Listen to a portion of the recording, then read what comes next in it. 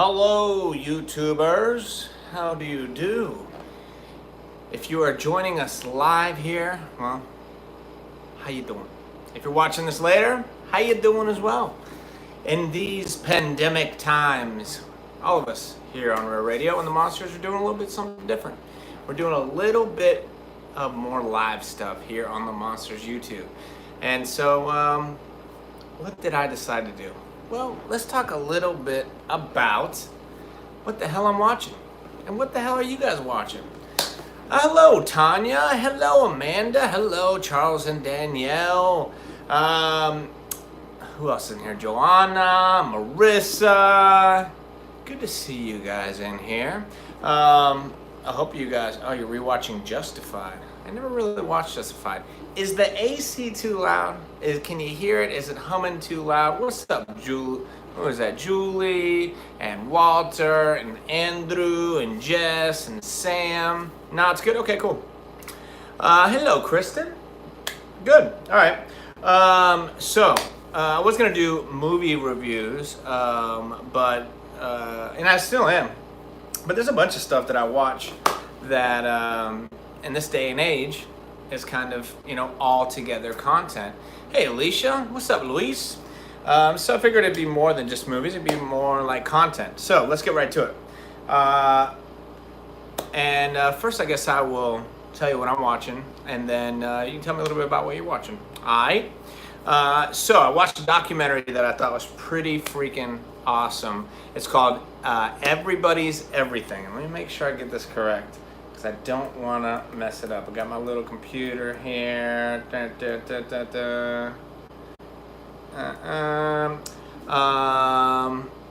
Hey, Carl's driving back from Vegas. Good, I'm glad you're coming back. Find it on here.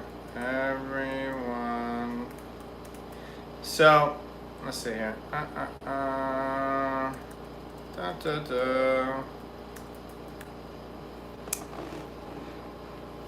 Did you hear about the Hulk Hogan biopic? No, I have not. Everybody's Everything, okay? So it came out in 2019, last year, and it is a documentary about a guy named Lil Peep. Do you remember last year about a guy named Lil Peep passing away? And you're like, who the hell is Lil Peep? Well, Lil Peep was the very kind of out there artist, emo, rap, trap. It made news for sure, because I'm 39, if you're anywhere around my age, you probably was not on your radar. This is somebody that is definitely in a younger person's category, but he was huge. He's in the emo rap kind of world with XXXTentacion. Anyway, he had songs called Switchblades, Cocaine, things like this. Yeah, this is the documentary. It's on Netflix, and once again, it's called Everybody's Everything. At first you watch it and you're blown away that somebody could treat their life the way that they do. I mean, they show them doing cocaine. They show them blowing up. They show them passing out, just all sorts of fucked up. And they show basically his life, how he kind of started. And from the onset, the kid was an outsider. He wanted to be an outsider. And everybody could give thumbs up on here, so it kind of pushes it out to everybody. And I wanted to watch it because when this kid passed, I saw him. He's got tattoos all over his face. He's an odd-looking kind of guy, but very popular within his own kind of demographic, and was just about to blow up to that next level.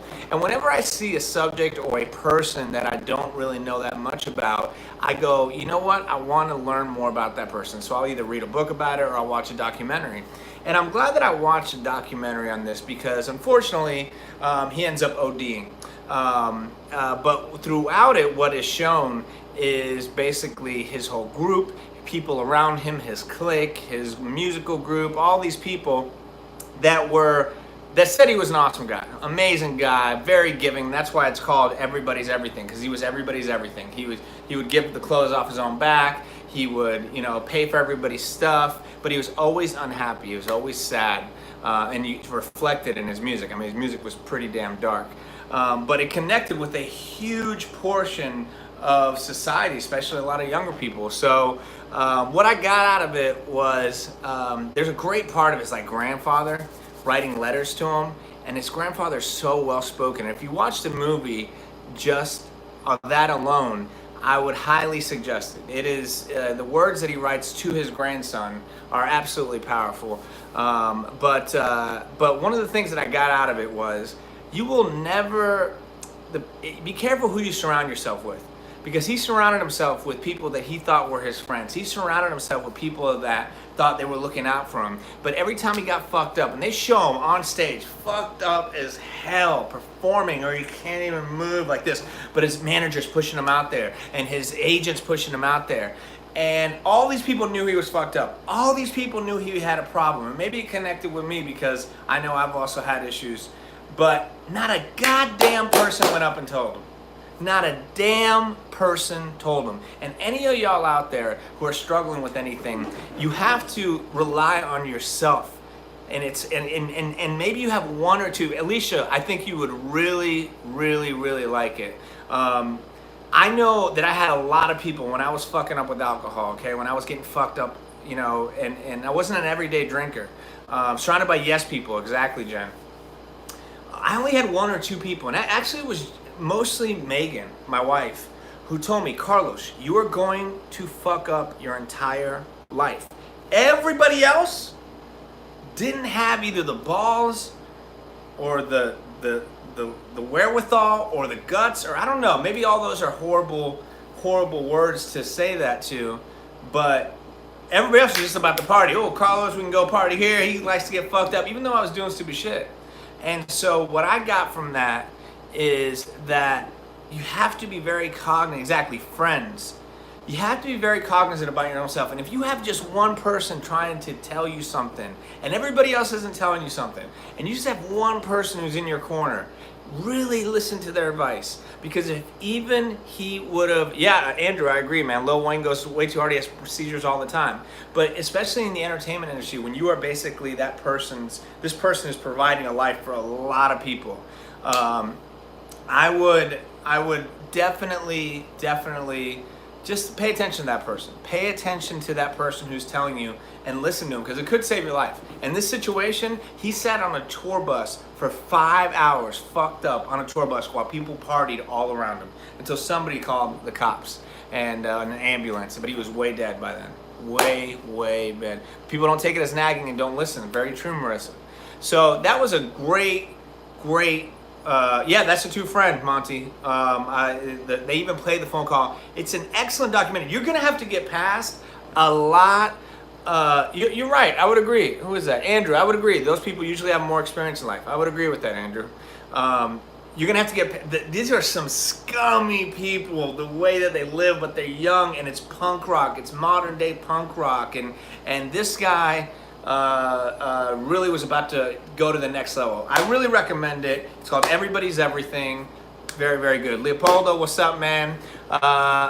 Dear Zachary, a letter to his son about his father is the saddest documentary you ever watch on Amazon. Okay, I don't want to watch too sad stuff, but so that was the documentary I watched. Now, as far as the movie that I watched, I was gonna watch Uncut Gems. But a lot of people had watched that. But I knew that the director of Uncut Gems, there's two directors, are supposed to be freaking awesome. And their names are Benny Safdie and Josh Safdie. And if you haven't seen this movie called Good Time, okay, it came out in 2017. 2017 with Robert Pattinson, who's going to be the new Batman. You know him from Twilight. It is an amazing, action-packed, fantastic film. It is so good. It is so well edited. It is so well shot. If you think Robert Pattinson is not a good actor, watch this movie. He is fantastic. He's got this New York, or New Jersey, whatever. It's New York, down to a T. These directors are unbelievable. It is a fantastic movie that didn't do that well in the box office, but did good enough for Adam Sandler to see it. And the Safdie brothers, the one Safdie brother, Benny Safdie, I thought genuinely he was a mentally handicapped person. I was like, damn, because I'd never seen him before. I was like, wow, this is cool. They got like a mentally handicapped person to play this part. And no, it was the fact that this guy is that good of an actor, and blew me away. I had to look him up, and basically a lot of the stuff that they've done. Shane also said that's a great movie. basically done a lot of short films, but their style of editing is so well done. Uncut Gems, definitely worth it. A one-time watch. Plus, you like NBA? I know I gotta see it because of the NBA, Andrew. I definitely want to see it with KG and stuff like that. But good time. Highly recommend it. Action-packed film. You know, another film that puts you, the grittiness puts you right into it. And I can usually tell I'm gonna enjoy a film within the first 5 minutes. I don't. Do you guys feel the same way about that? Can you watch a movie within 5 minutes? I sometimes even the first 2 minutes, I'll be like, oh, I'm gonna fucking love this movie. Or do you guys feel like, I'm not gonna feel? Marissa, you're the same way? Yeah, this is on Netflix. It is on Netflix, Alicia. You can watch Good Time on Netflix. Adam, same way. Jen, same way. Hugs Your Father, totally. And I can tell immediately if I'm not gonna like a movie. And sometimes you don't want to do that because a movie can turn itself around. Let's see here. Same, longest film, very real, like you. Yeah, Joanna, same way. Are you obsessed with Eminem, Charles? Because that's all you seem to talk about. But yeah, 8 Mile. I liked 8 Mile. Tiger King, I knew it was going to be a mess. But I highly recommend Good Time. I highly recommend Everybody's Everything. Now, as far as stuff, well, tell me a documentary that you guys watched recently that you can recommend to me, because I try to watch a couple a week. It's one of my obsessions is to watch documentaries. I think in this day and age, a lot of people are really into documentary. We have so much more accent. I watched the hot boxing. Okay, that's a really good one. Eternal Truth. One of my favorite. Okay, this is Carlos's content corner, right? So one of my favorite. I didn't watch The Walking Dead last night, Monty. I know that Michonne had her last night, which is good for her. She's awesome. Hot boxing. If you guys want to watch and listen to a fantastic podcast, it's Mike Tyson's podcast, and he has a co-host, or really the host, called Evan, and they get the biggest stars on there. They had Eminem for about 45 minutes, and he talked about his daughter, and the great thing is, similar to me when I met Mike Tyson, you're kind of tripping out. You're like, oh my God, this is Mike Tyson. I can't believe it. It was it's just type in hot boxing with Mike Tyson. It's a great podcast. You can watch it on YouTube. I watch most of my and listen to most of my podcasts on YouTube.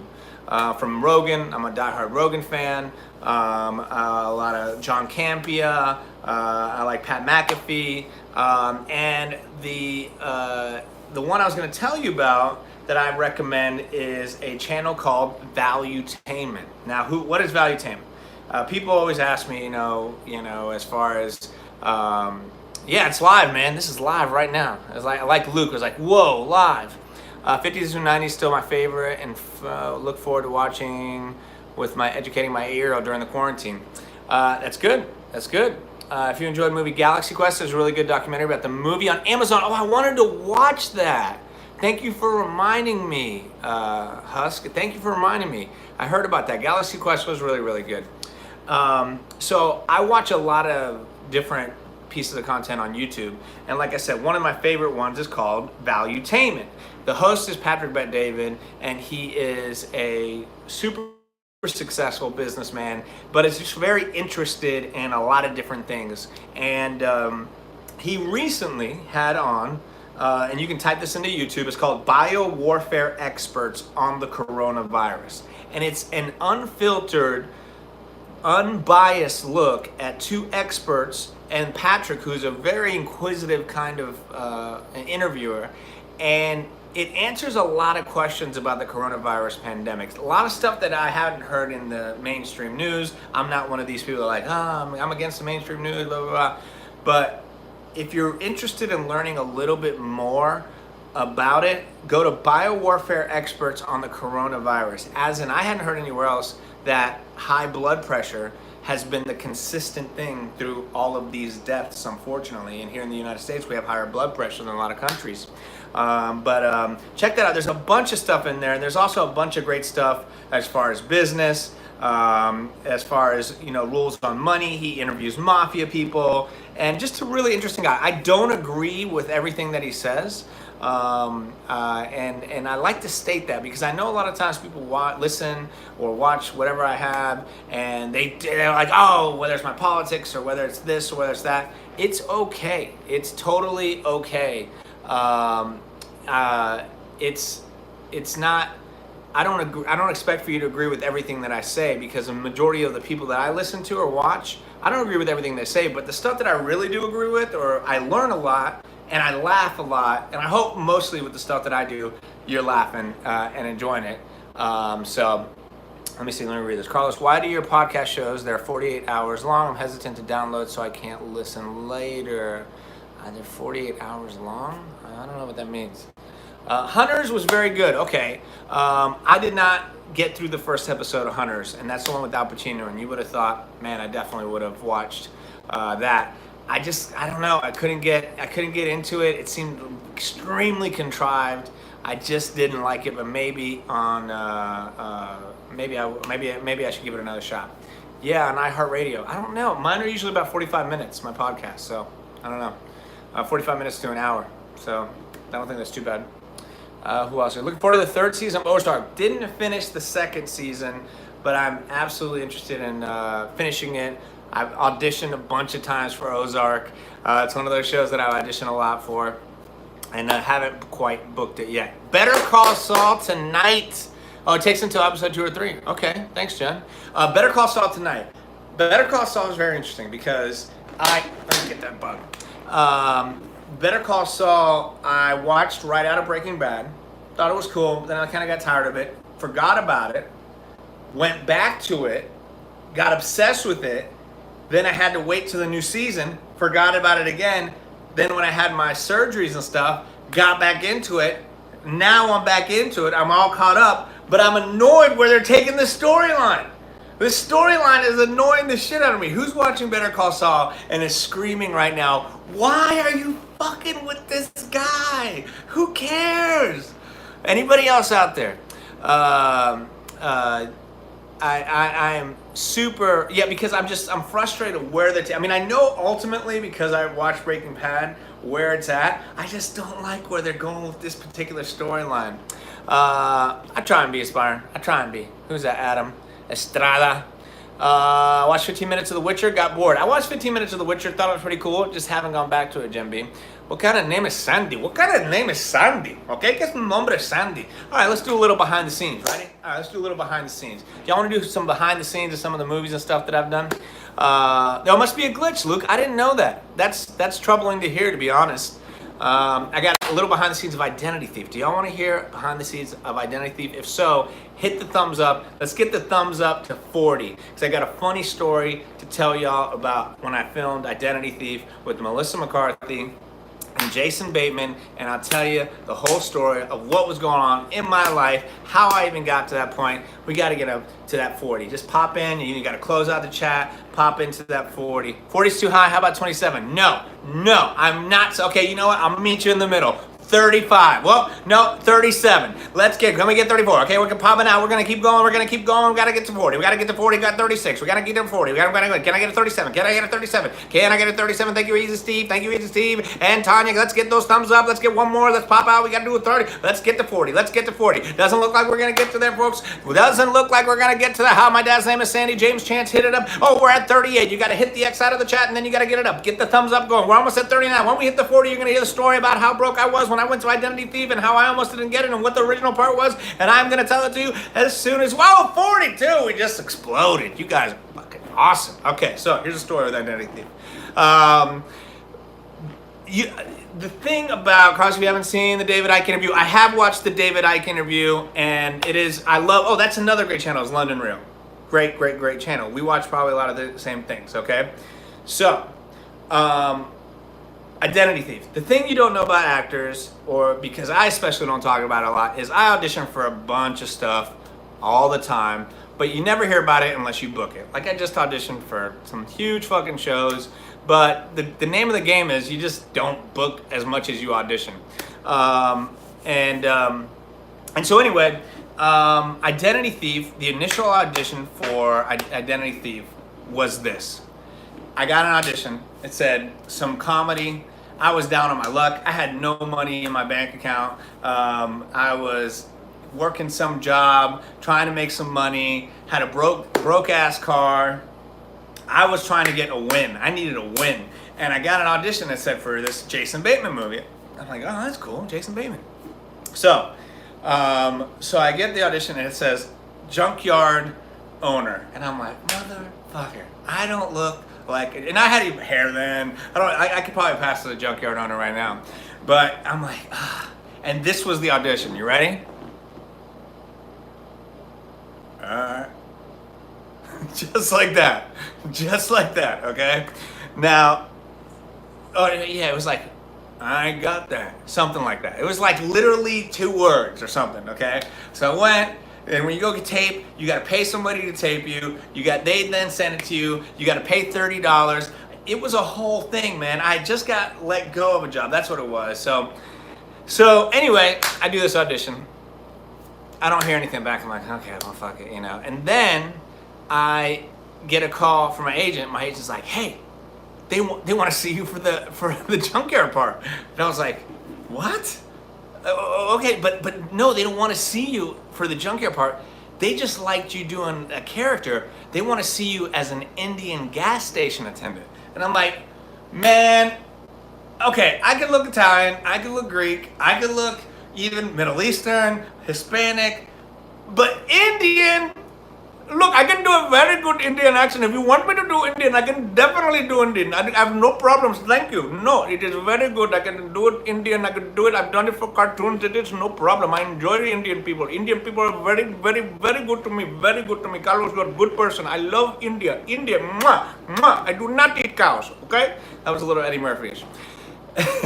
So, I then told him, and I told my agent, I was like, I had to drive to Atlanta. Okay, now tell me, I was driving at that time a broke down ass car, okay, and I didn't think my car was gonna make it to Atlanta. So I was like, told my agent, I was like, first off, I don't have gas to get to Atlanta.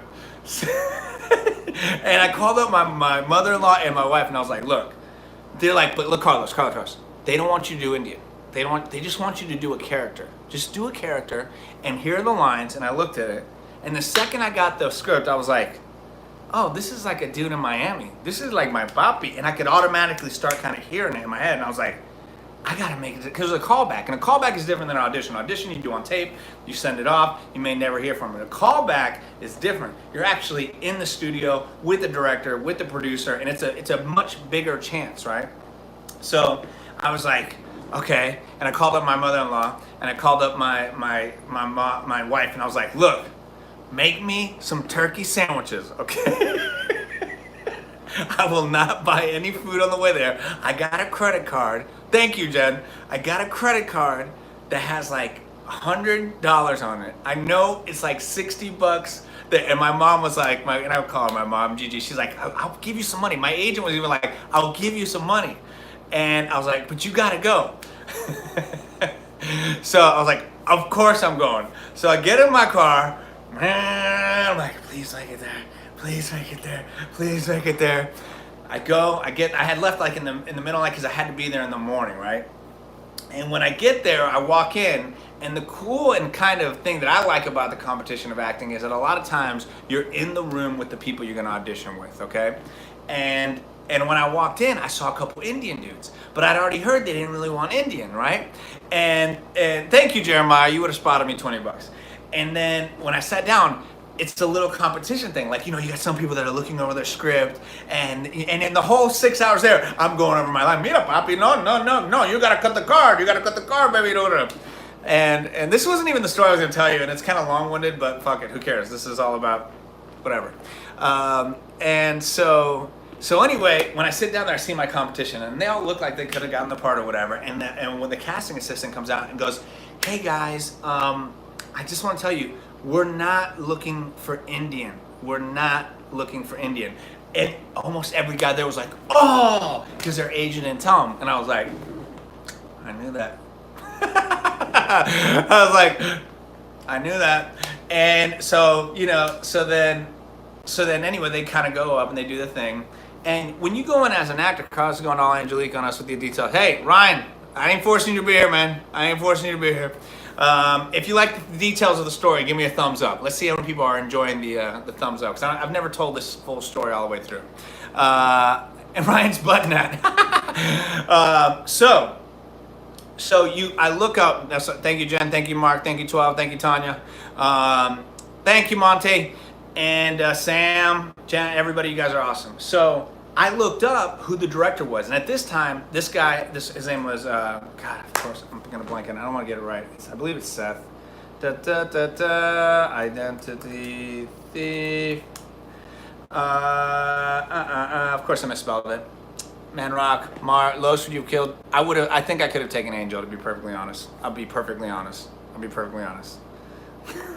I know I would have destroyed Ryan, but let's see here. Seth, let's see here. Okay, I'm losing steam with the story because I want to get it right. Hold on, I'm on ID. Identity thief. Let me see here. Let me see. I gotta wonder who's Ryan's button that really is. I wonder who it is. Hi, TC. First time seeing you. What's up, TC? It's a great story. Okay, cool. Okay, Identity Thief. Wow, 2013. All right. Maybe this is what I'll do. I'll kind of talk about movies and I'll tell you about an experience that I had working on these movies and stuff. All right, who is the director? Seth Gordon. Thank you very much. Okay, so Seth Gordon, I looked up, and this is what you want to do, especially with, what's up, Chris? How you doing, man? This is the part where you refill the wine glass. Exactly. I don't have a drink right now. So Seth Gordon, so before you go on an audition, you want to be prepared. You want to know who you might be in front of, right? You want to know who the director is. You want to know who you may be working with. You want to know their style. And so I looked it up, and I was like, oh, shit. This director directed one of my favorite documentaries ever. Remember this movie? It's called The King of Kong, A Fistful of Quarters, okay? And it's a story about the Donkey Kong champion. Probably some of y'all have seen it. Well, that was, dude, King of Kong, exactly, Ryan's button that. It's actually one of the first documentaries that I watched where I was like, what? This is cool. And I started watching a lot more. Well, he was the director. So when I walked in, I don't like to bullshit people, but I'm a guy who will, the barbecue sauce. I'm a compliments person. I love getting compliments. I'm not one of these people like, I don't like compliments. I can take a compliment because I love giving compliments. And if I'm giving you a compliment, it's not bullshit. So anyway, when you walk in, so I walk in the room, right? And it's just Seth, and he's sitting behind a desk. And how much have I made for Identity Thief? Thousands and thousands of dollars. Afterwards, through residuals, but shooting it probably 2,000 or 3,000 maybe for the days. But afterwards, thousands. After the years afterwards, it was a huge, huge, huge hit. So I'm very thankful that I get residuals, and I'll be like, well, hey, here's $200. Hey, here's $300. Of course, you make more money on the front end. So I walk in. And when I see, it made me cry too, Ryan. When I walked in and I saw Seth, and I was like, hey man, I just gotta tell you, your documentary is one of my favorite documentaries ever. And you could see he was like, thanks man, thanks, you know? And we kind of got right to it, and he's like, all right, so, you know, let me hear you do your thing. So, you know, I did it, and, oye papi, look, my papi says you gotta cut the card. And no, I gotta cut the card, man. No, look, oh. Your name is Sandy? What's your number? And I started kind of improvising. And he goes like this, and he's like, can you bring down like the anger just a little bit? And I was like, and whenever you have a director that tells you, okay? Oh, thanks, Chris. Appreciate it, man. Whenever you have a director that gives you any direction in an audition, that is a great sign. It's a great sign, because I've literally just did an audition where I walked in and they looked at me like, thanks, and you just walk out. You want a director to look at you and go, can you do it like this? So anyway, I said, yeah, and so I kind of pumped it up. He goes, where are you getting this character from? I go, oh, it's my cousin who owns a bodega in Miami, and he started like this, Bobby. But my inspiration was Jose Canseco when I met him, and then my cousins in Miami. That they talk like this, you know? Mira, everything. When I met Jose Canseco, he was the biggest dude I ever seen. He's a beast of a man. And he's like, oye, Carlos, oye, you know where I can get some pollo? You think I can get some pollo, chico? And I was like, yeah, man, we can get some pollo. He's like, yeah, mira, chico. Yo quiero. And this dude was 6'6", big as hell, and that always stuck with me, that impression. And so then he goes, then I did the character, and this is all he did. He goes like this.